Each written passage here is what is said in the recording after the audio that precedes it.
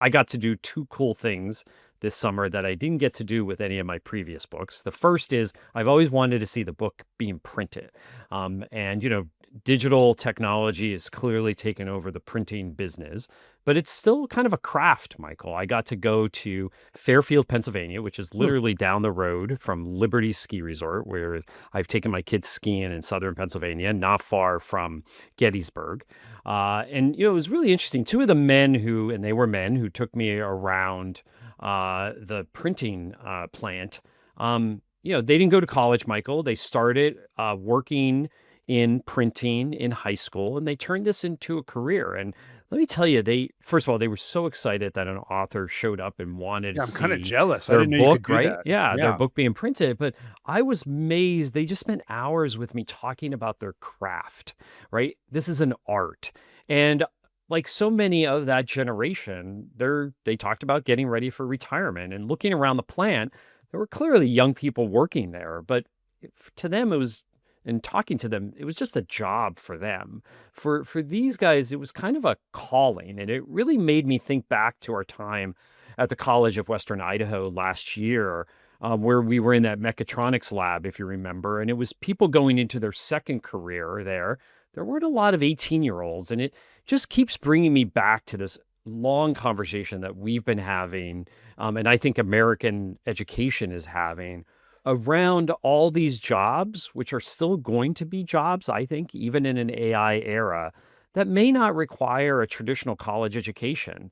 But for some reason, we still can't get people either interested in them or find a pathway into them. And it was just it was an incredible thing to see this book being printed. And speaking of art, I also got to go into the recording studio for the audiobook. 22 hours of recording for what Amazon says is only going to be a 9-hour book. Ha. So a lot is going to be left on the cutting room floor. And I will say narrating is harder than I thought. You don't write books for audio, so it's easy to make mistakes. You also need to figure out like where to emphasize the words because when you're writing it, you don't necessarily think about that. I will tell you here on Future You, we only talk for about a half hour, 45 minutes. Your jaw doesn't get tired.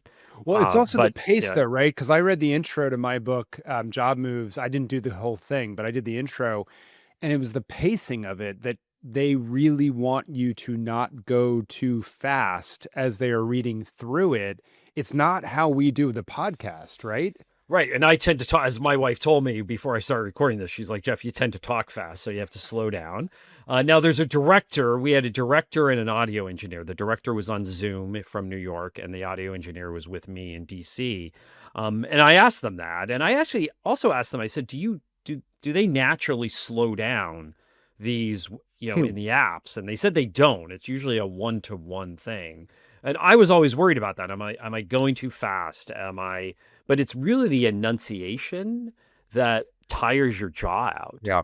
But thankfully, I had this great director, an audio engineer, and it's fascinating to me, Michael. I was looking at the sales figures for the last book.